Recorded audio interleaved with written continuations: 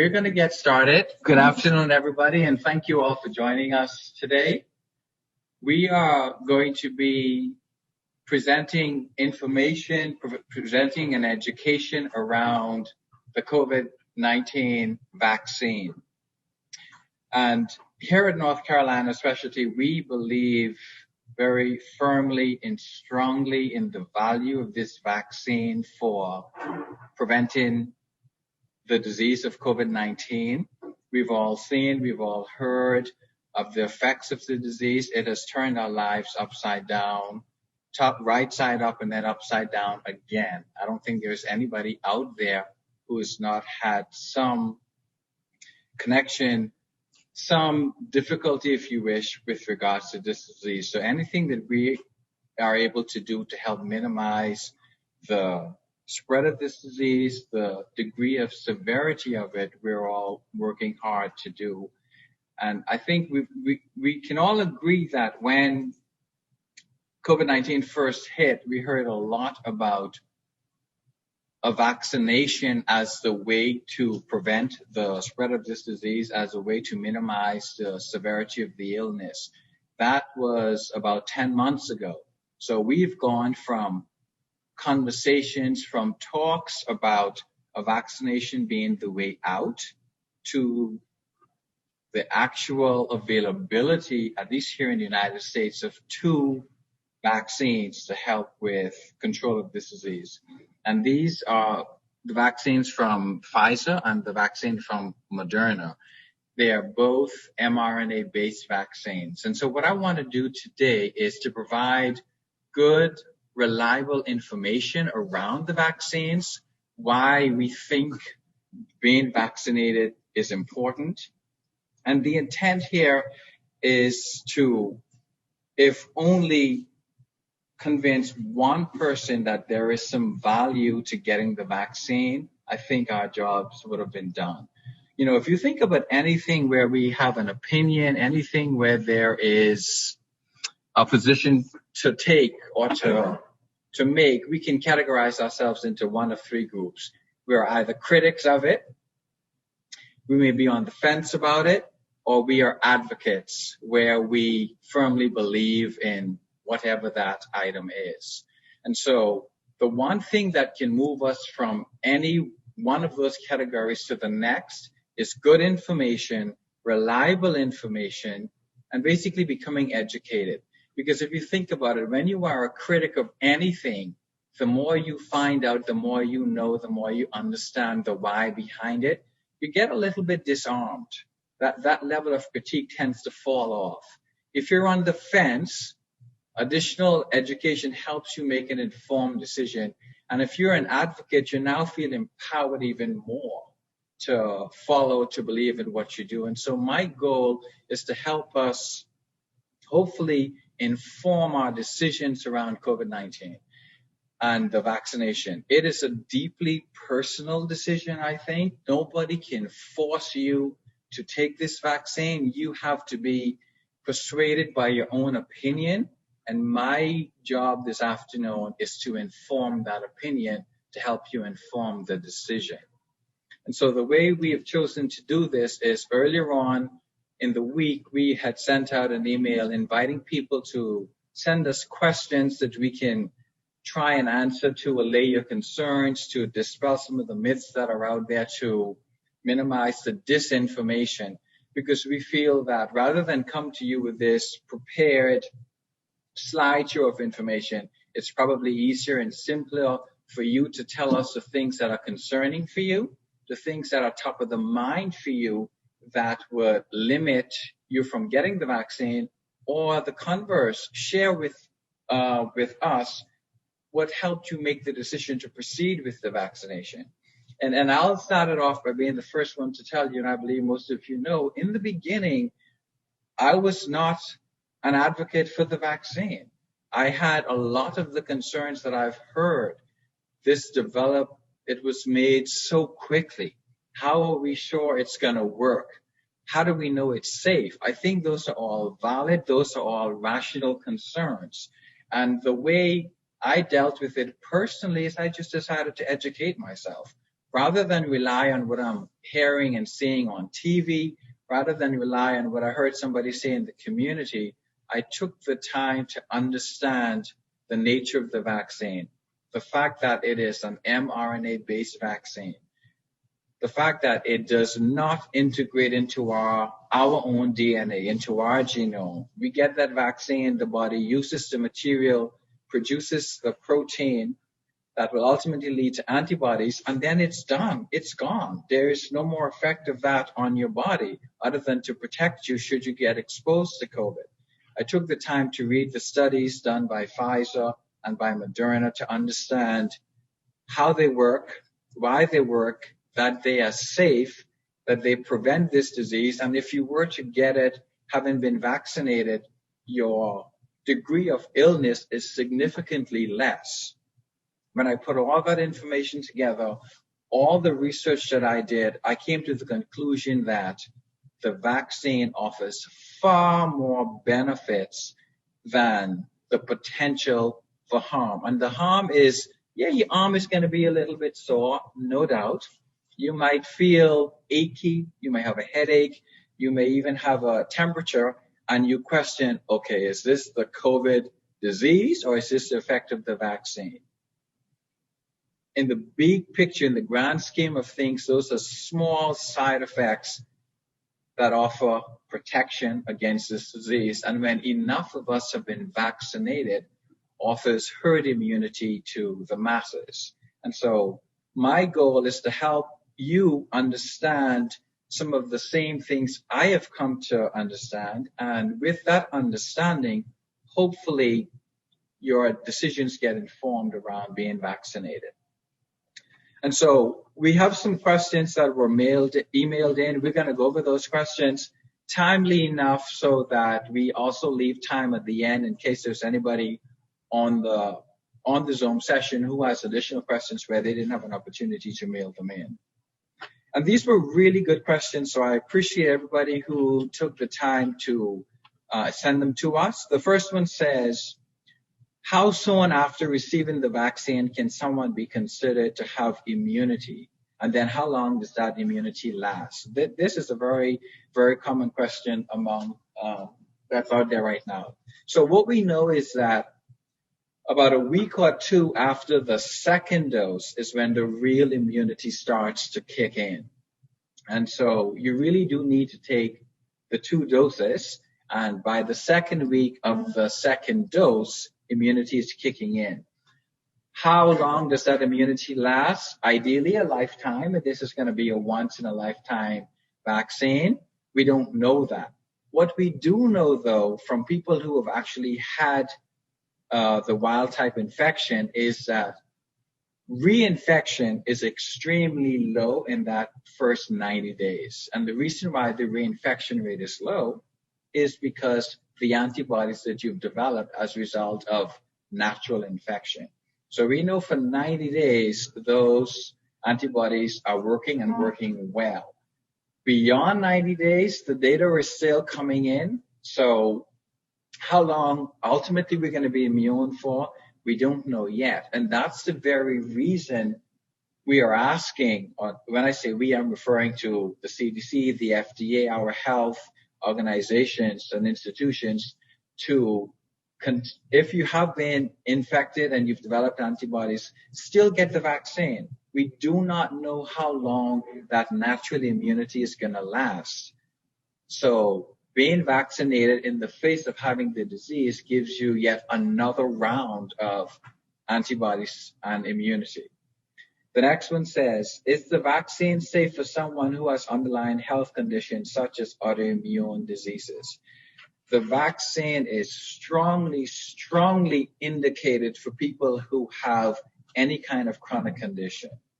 Diabetes, hypertension, autoimmune diseases included, because what we know is when people who already have diseases get COVID, their severity, the intensity of that illness is worse. Their chances of being in an ICU on a ventilator, which is a breathing machine, are much, much higher. And so you afford yourself the protection of the vaccine should you ultimately get it with those conditions, we strongly advocate, yes, please get the vaccine if these chronic conditions exist. And here's a really good question that I'm sure is top of everybody's mind at this point. How is the mutation from the UK more contagious? So we've all heard by now of the variant that's out there where they're saying it's more contagious. And basically, an mRNA vaccine, in fact, mRNA viruses are notorious for mutating. They live to change. They mutate. Most of these mutations have no clinical significance. They are what we call nonsense mutations, meaning they lead to a change in the virus, but that change has no impact. Every ever so often, there's going to be a change that's going to be impactful and clinically significant. So what we know about the UK mutation is that the change has resulted in it binding far more tightly to the cells. And when I say the cells, I'm referring to the cells of the human body. And that tight binding makes it get into your cells more reliably. And therefore, if you imagine if you're latching on stronger and you're getting inside the cell better, you don't need as much virus to become ill from it, or at least for a test to pick it up. So it's become more contagious because the mutation allows it to attach easier, stronger, and then invade your cells. The good thing is we also know that despite it being more contagious and therefore having a higher risk to infect more people, it doesn't make you more sick. So as of right now, what the data tells us is that, yes, this variant has the ability to infect more people, but you are not more sick because of the variant. Now, as more mutations happen, the possibility exists that these are going to be more virulent, meaning they'll make you sicker, but today that's not the case. Next question says, what if I had my first dose of Moderna vaccine and then during the 28-day waiting period, I contract COVID-19? When will I be eligible for the next dose? My understanding is that you shouldn't be tested for at least 7 days, or you will likely have a false positive. So a couple of things about that. We have to be very careful talking about contracting COVID-19 after the vaccine. And the reason for that is the potential side effects from the vaccine itself can very much look like all the symptoms we've heard about COVID. The body aches, the fevers, the chills. And so the recommendation now is if you experience them and they persist for more than 24 hours, you need to consult your doctor to talk about that, go over that, because you have to be considered for possible testing. In the meantime, use your antipyretics, your Tylenol, NSAIDs. There's a lot of information out there about NSAIDs needing to be avoided after the vaccine because you're going to dampen the immune response. We know there's robust scientific data that tells us that's not the case. In fact, during the trials, the participants had these same symptoms and they used Tylenol, they used NSAIDs to help control those symptoms. What the CDC has said is after you experience these symptoms for at least more than 2 days, you're taking Tylenol, you're taking an NSAID, and things aren't getting better, consult your physician so that you make an informed decision around, do we test for COVID-19? And if the agreement between you is that you test for it, then you rely on the outcome of the test. If the test is negative, the test is negative. If it is positive for COVID-19, some things to keep in mind. The vaccine did not give you the disease. In order for you to get COVID-19 as a disease, you need to have exposure to the full virus, which is made up of multiple proteins, multiple parts. The vaccine is one small part of one of the whole components of the virus. So being vaccinated against the vaccine does not lead to the disease. What the vaccine ends up producing is a single spike protein. That's one piece of the entire virus, a critical piece nonetheless. It's the piece that allows the virus to latch onto your cells to enter your body. So the vaccine creates that one piece. Your body sees that and then create antibodies so that if you are exposed to it again, it knows what to do. It blocks them from entering the cells and subsequently from making you sick. So getting flu-like symptoms, fatigue, tiredness, headaches, and fever after having been vaccinated is likely the effect of the vaccine. If it turns out that you test positive for COVID, you would have had that exposure prior to the vaccine. It is not the result of the vaccine. And once you do have the disease, the recommendation is to wait 90 days from the time you are better before being before being vaccinated. And we talked about that earlier. During that 90 days, your chances of reinfection are extremely low because natural immunity is doing its thing. We do not know yet how much beyond 90 days that natural immunity will continue to be effective. If I am due for my second dose and actively sick with symptoms similar to COVID, should I receive the vaccine? And I would say we just addressed that question. If you're actively ill, whether it's the result of the inflammatory response from your original vaccine or another virus or COVID itself, you don't want to take the vaccine during periods of being actively ill. Here's, I think, the million-dollar question.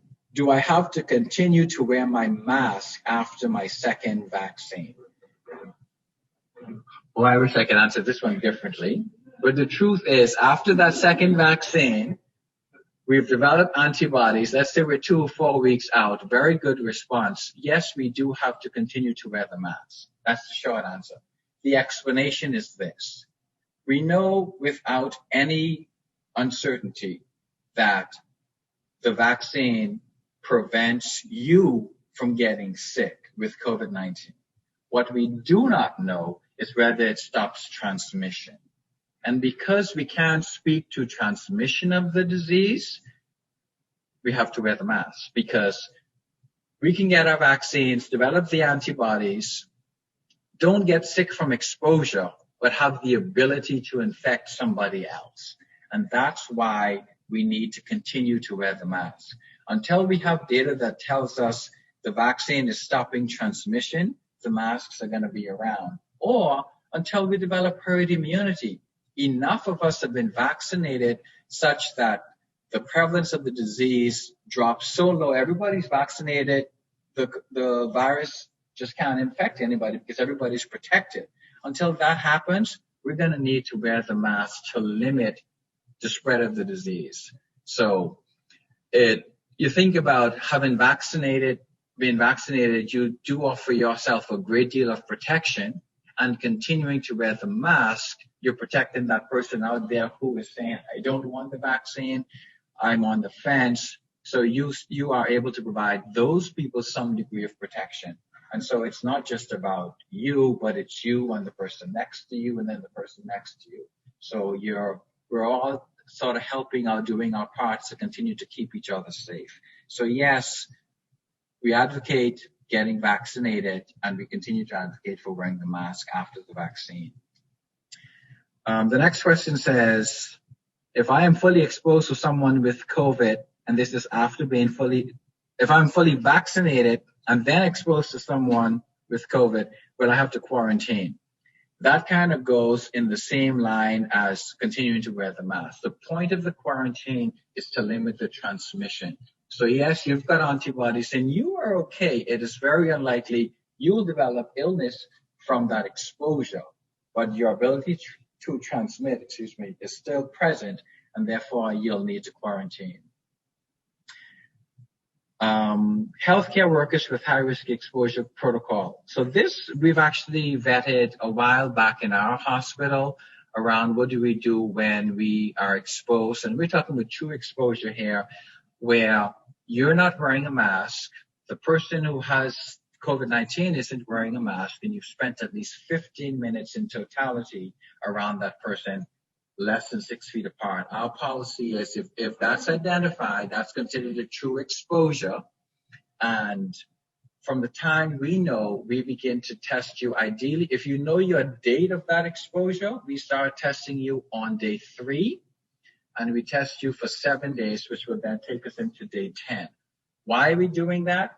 Because we know it takes a couple of days for the virus to build up enough in your body for one, you to develop symptoms, and then two, for us to be able to detect that on through testing. And so we're testing you every day to see if that process has occurred every day. And the reason we chose 7 days is because we know from exposure to day 10, that's the highest time you're likely to have the virus in your system. After day 10, it's starting to fall off. And if you have not declared either symptoms or a positive test, you are unlikely to at that point. So that's when we stop testing. But like I said, that's a policy we've had here in the hospital for a while now. And so that should hopefully just be a reminder to everybody. Is it still necessary to get the COVID vaccine after testing positive for the virus? Yeah, well, we kind of talked about that already. It is necessary just because we don't know how long the natural immunity is going to last. Are the vaccines mandatory for all employees? Can you be harassed daily if you have not taken it? So the answer to this is no. The answer to this is no. The answer to this is no. The vaccine is not mandatory for our employees, but it is highly, highly, highly recommended. A part of the point of this information session, this Q&A period, is because we really believe in the value that this vaccine will add to our lives. And so we want to provide the information for you to hopefully make the decision to be vaccinated. We really recommend it. There is honestly no argument with the studies around the safety of the vaccine, around the efficacy of the vaccine. And so while it is not mandatory, it is under emergency use authorization. No organization that I'm aware of in the U.S. is making it mandatory. That's also true for us, but we highly recommend it. We don't want to see anybody have any degree of illness from this disease that a vaccine that we have access to is going to prevent. And so whilst we will do everything to make it available to you, and we have done that, we're not forcing anybody. Earlier on, we said this is a deeply personal decision, and our goal is to give you the information to help inform that decision. We recommend it, but it's not forced. And nobody needs to feel like the constant, you hear a lot about it in the hospital because we want people to be vaccinated. Well, we don't want to bombard anybody. 3 or 4 people may end up asking the same person, did you get your vaccine? Did you get the vaccine? The intent is not to say, by jolly, get the vaccine. It's to honestly see where you are. Because I can say it to you in a way that keeps you on the fence. And then somebody else can come behind me, ask you, you all strike up a conversation, and before you know it, something they've said, the manner they've said it, convinces you that, hey, maybe I should get this vaccine. And if there's anybody out there who is getting it strictly on us saying, vaccinate yourself, we appreciate that. That's great. But honestly, we want you to be informed. We want that decision to be because you've vetted the information. More than you trust Dr. Strawn telling it to you, you've had questions answered in a manner that makes you feel comfortable. You understand why the vaccine is important, and that is what drives you to do it. Not because I stand up here and say, I got it now, you go ahead and do it. But if anybody does that, I appreciate that. All right. What are the recommendations regarding pregnancy? Is there a difference between when you should get it relative to the different trimesters? I've seen information indicating that the vaccine is potentially affects fetal development.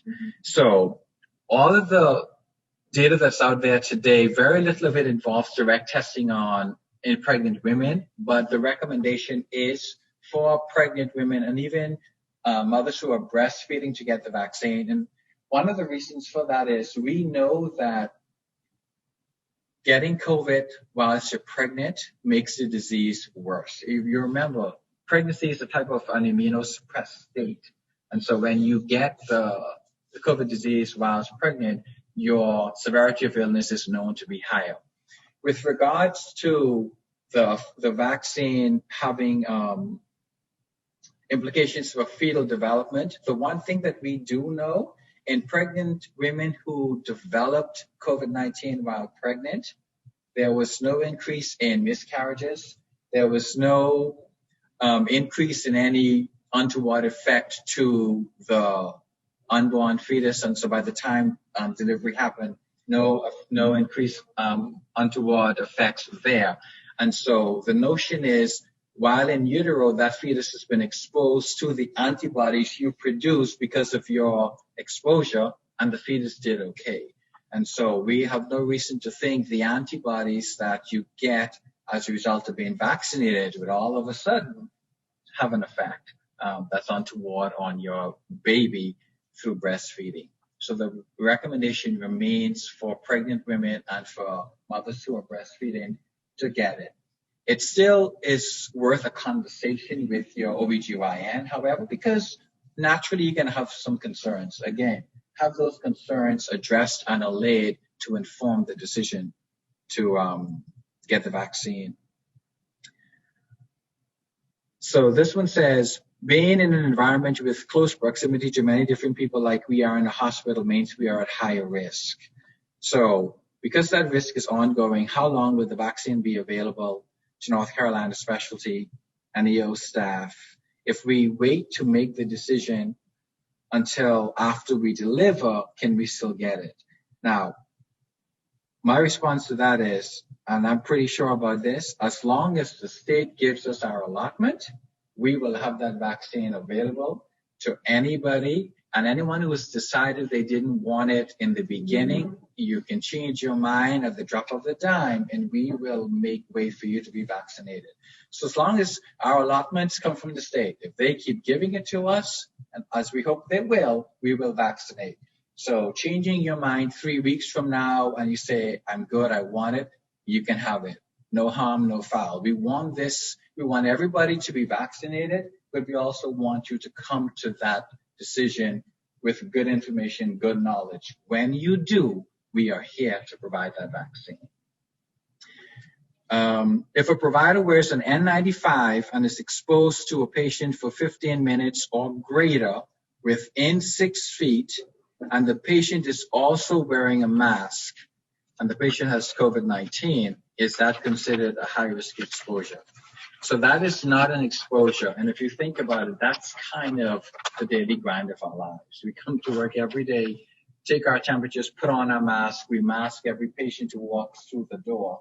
And where we are able to, we maintain that 6 feet of separation. And so doing that on any given day is not exposure. Where the exposure comes from is if someone takes that mask off, closes that 6 feet gap, and then do so in totality over 15 minutes. So, and the next question is the same one. If you have that same scenario, do you have to quarantine? The answer is no, because it's not an exposure. And then if you've had one symptom relative to COVID-19, but no fevers, just one symptom on the sheet, and the example here is diarrhea, or you have a sore throat, do you have to quarantine? No, you don't have to quarantine because you had one symptom that's on the sheet of symptoms related to COVID-19. Now, we do want you to track that symptom, because if that one symptom is persisting, if that one symptom turns out something else during that, for example, I develop a fever, we need to know, we want to know, we track that. But just because somebody had an occurrence of diarrhea doesn't mean that they now have COVID disease and now they have to quarantine. If you're telling me that this happened after I had legitimate exposure, it's a different conversation. And so those were a couple of questions that you all emailed in to us to go over. Hopefully that was helpful in addressing some of the concerns. So I'm going to open this up to questions from the audience if you wish. We have some time, and I'll do my best to provide you with honest, truthful answers. Anything where the data and the science exists, of course, is what I'll provide once I know it. All right, so go ahead. Questions? Dr. Strawn, Yeah. Karen May from Emerge Ortho. So you clarified the N95. You clarified the N95 exposure that's really not an exposure. If our staff have surgical masks on and the same scenario were to apply, would that be considered a exposure? Well, okay. So the question is, if staff members are wearing surgical masks instead of an N95 and the patient they're seeing is appropriately masked, is that interaction considered an exposure?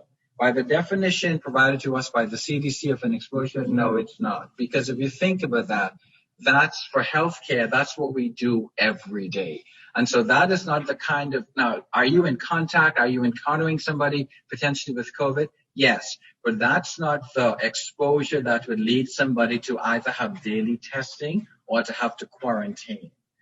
That being said, if we find out later on that one of those patients had COVID-19 and it is a little bit naturally unnerving and you feel like, I know it's not an exposure, but if I can be tested to allay that concern, we ask that you wait at least 5 days. The 5 days is to allow, if the virus is present, it to replicate enough for us to be able to detect it.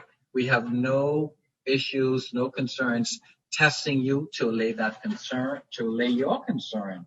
But for what we just described, even with a surgical mask, that will not be considered an exposure.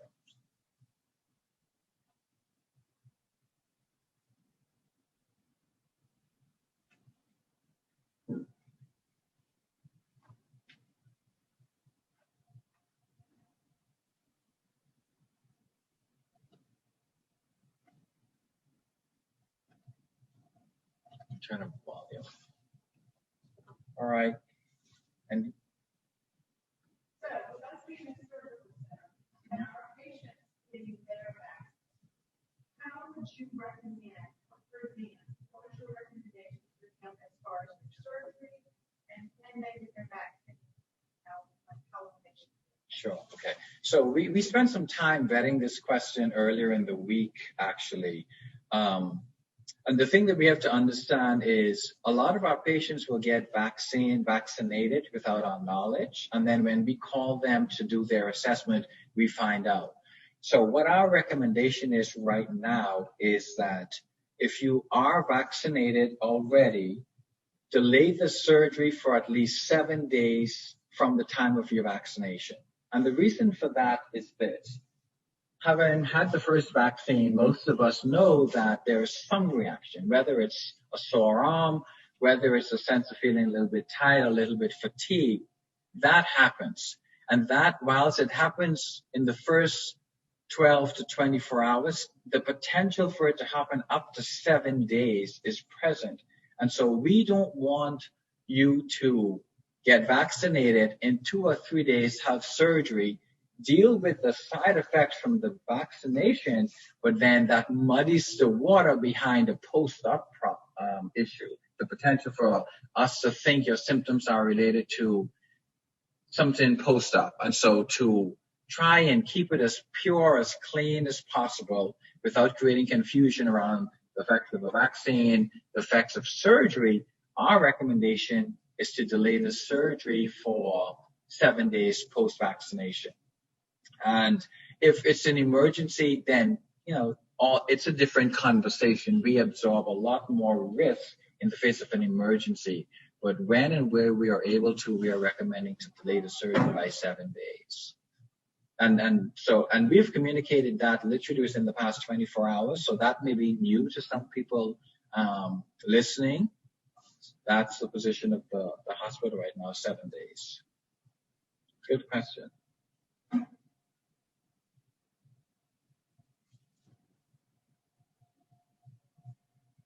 So I have, if there aren't any other questions right now, I do have one other thing I'd like to mention.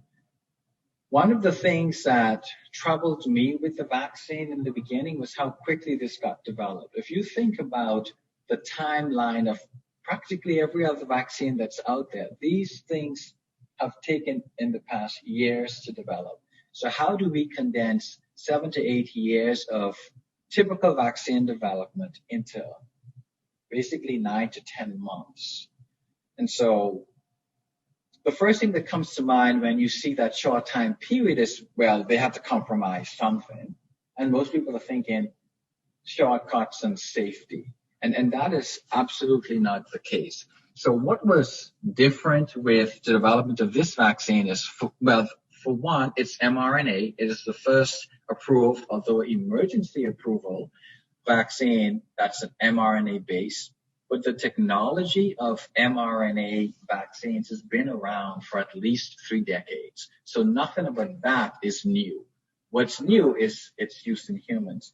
So how are we able to accomplish it? So usually in the development of a vaccine, it's a huge price tag. So financial considerations play a huge role.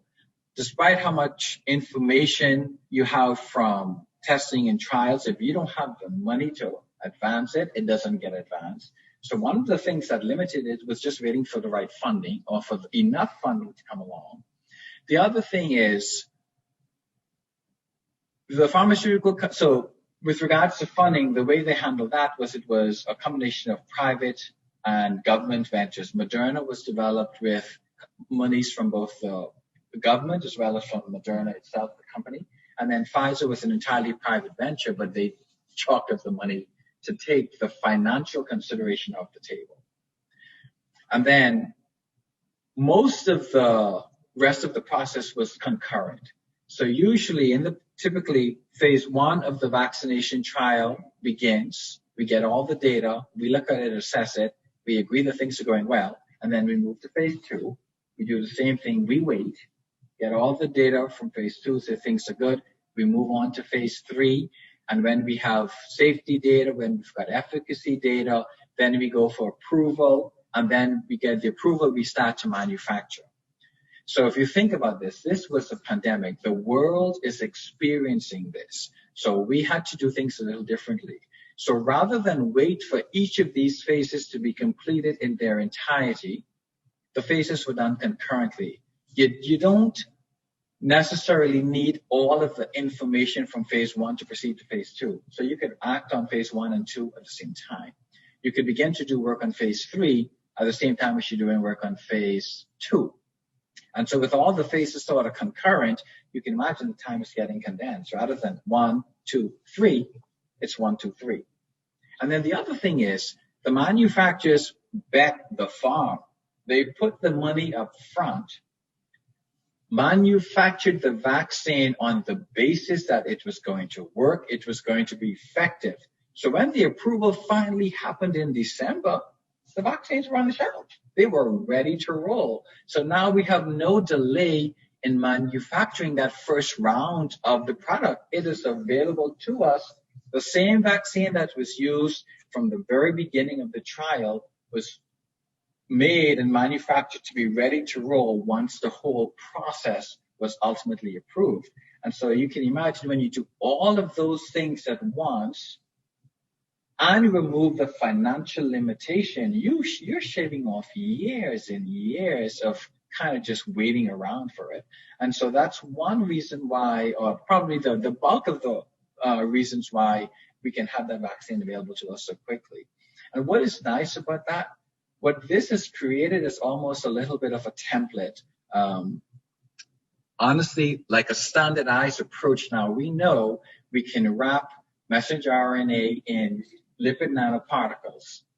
We could rapidly develop the next vaccine for the next unknown virus that hits us. So we've created a blueprint, if you wish, for rapid vaccine development. And I personally think that most of the vaccines we have available on some level will be subjected to the same process so that the mRNA version becomes just one other form of it. So that I haven't come to understand that. And in no point in that process was the safety of any of those steps compromised or bypassed or overlooked. That probably was the biggest thing that made me personally feel comfortable. And then when you add the data, the effect of it working, people thousands. I mean, more people got enrolled in this study than the typical big trials, almost 3 times as many. We're looking at 50 to 70,000 people for this versus 15 to 20,000 in general. So not only did we have all of those other factors combining, we also had more people. And as you know, when it comes to studies and clinical trials, the bigger that N, that number enrolled, the more reliable is the data, the less likely are you seeing an effective chance. So that really sort of clinched it for me. Yeah. I'm going to try to share the screen. There is one slide I'd like to go over with you. Did I do it right, Andrea? Where is it? I look like I did.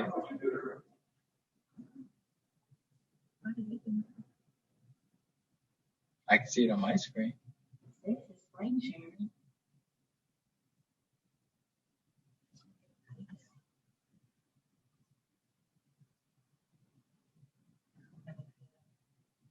What are you seeing on the screen? I see nucleic acid vaccine. Okay, perfect. Thank you. All right, so if you look at that projection on the screen there, it says nucleic acid vaccines. On the left side of the screen, you see DNA, and on the right side, you see RNA. I want to focus your attention to the right side of the screen, which shows the RNA vaccine, because that's the type of vaccine that we have now for COVID-19. What I want to point out here is that RNA is sort of encased in a lipid coat. Very, very, very, very, very tiny particles of lipid called nanoparticles. A lot of people are interpreting the tiny nanoparticles as chips, nanochips. There are no chips in this vaccine. Nobody is tracking you. That's where it comes from. Unfortunately, what happened was Bill Gates made a statement about having a virtual data bank of everybody who's been vaccinated. So people took that to mean chipping everybody by way of the vaccine. So that's one thing. And then once we inject the vaccine into your arm there, what you notice is that it goes inside the cell. And then if you look into the left-hand corner, you'll see nucleus. I hope everybody can see that. I don't have a pointer to show you, but what I want you to recognize there is the nucleus is where the DNA lives. So in humans, that's where our DNA is. There is absolutely no connection between the mRNA in that vaccine and the DNA in our nucleus. They remain very, very separated in the cell. So some people had some concerns that the mRNA is going to integrate into our own genome and we will be forever transcribing the spike protein. That is not the case. Now our cell machinery creates the protein using the mRNA, but once that's done, it's degraded, it's finished, it's done away with. There's no integration of that mRNA with our own DNA. And then the rest of the process is that the proteins go on the cell surface, which starts the immune response. That's where we get the sore arm, we get I feel tired, I feel yucky. What that tells us is that the immune response is kicked in. Your body is doing the right thing in response to that foreign particle. And one thing to know, because it's foreign and it incites an inflammatory reaction, if you've got anything else foreign in your body, you may feel that reaction being upregulated by that foreign site. So just be aware of that. It's not that all of a sudden this vaccine is causing you to be out of whack. That's just the natural process of your immune system being stimulated.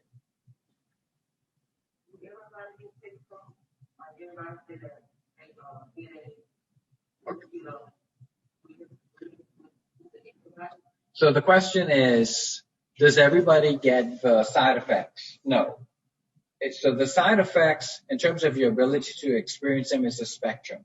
You may experience nothing to an intense inflammatory response, but it really depends on your body. I'll take me personally. Every year I feel my flu vaccine. I really do. And so in preparation, I give myself some vitamin C. I load up on some zinc. This year, I sort of mistimed my flu vaccine. Didn't get a chance to do anything, but also didn't have any effects at all. And from the COVID vaccine, I had a sore arm.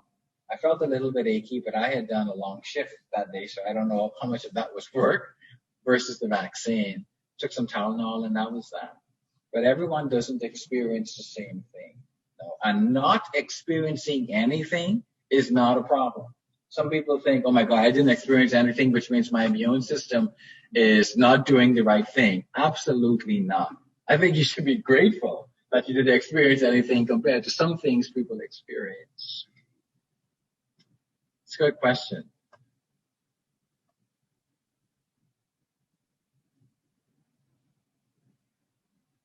How do I unshare this?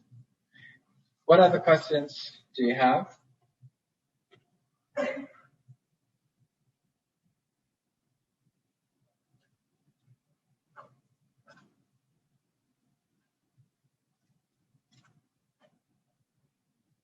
All right, well, I'm due for my second vaccine, so I'm going to get it now.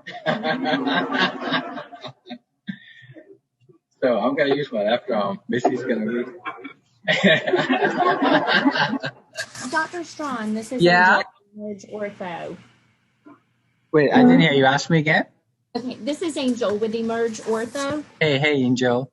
Hey, so just had a question because we're getting a lot of our employees who are scheduling their second dose vaccine. Okay. And they're wondering what that time frame is, what is appropriate day, the time frame from day what to get that second vaccine. Okay. So if we could get some guidance to help them on that. Sure. So the vaccine, the time frame between the two vaccines is 28 days. You should get an email, at least I did an email from the state that tells you your window for the vaccine is opened. And it's a 3-day window, which means that from the day you get that email, you have 4-day window to get your second dose. So give you an example. I got my first one on the 23rd of December, and then I got an email that said you are eligible for your second dose as of the 20th of January. And I have to have it by the 23rd of January. So I'm hoping to take mine today, so I'm well within my window. But 28 days is ideal. And if you need to stretch that out by 3 or 4 more days, that is perfectly okay. Okay, so no suggestion to go earlier than the 28 days? I've not, and that's a very good question. I am sure someone has gone earlier, but I combed the internet looking to see what happens if you take it earlier. Honestly, nothing. I don't think you have a dampened response to it at all. The only thing to know is you fell outside of the recommendation. That's it. That 2-3 days before.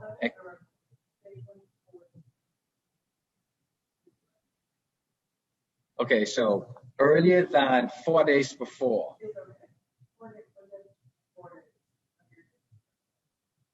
Did you hear that? No.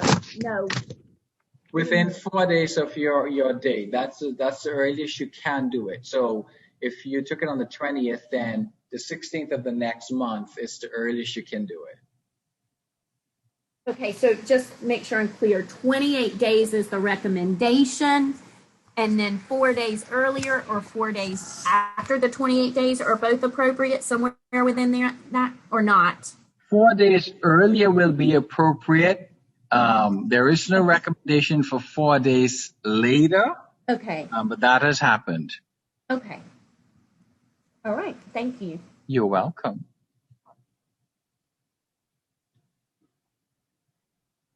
All right.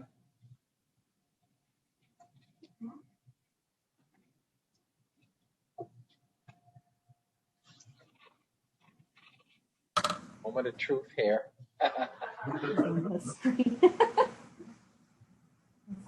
Yeah.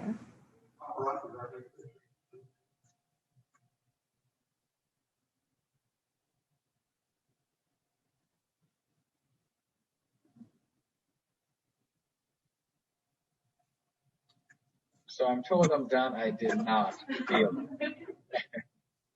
Not yet. Exactly. All right. All right. So I appreciate everybody taking the time to log on. Appreciate all the questions that came in, and for those who are actually in the session, thank you. Thank you. I hope this was informative. Our hope is that the information we heard, we shared today informs your decision. And once again, we are highly recommending the vaccine. No one needs to suffer from this disease that we know at this point is vaccine preventable. And so we're here, we're ready to vaccinate our staff who are willing and ready to be vaccinated. Thank you. Thank you very much. Great. It was great. Thank you.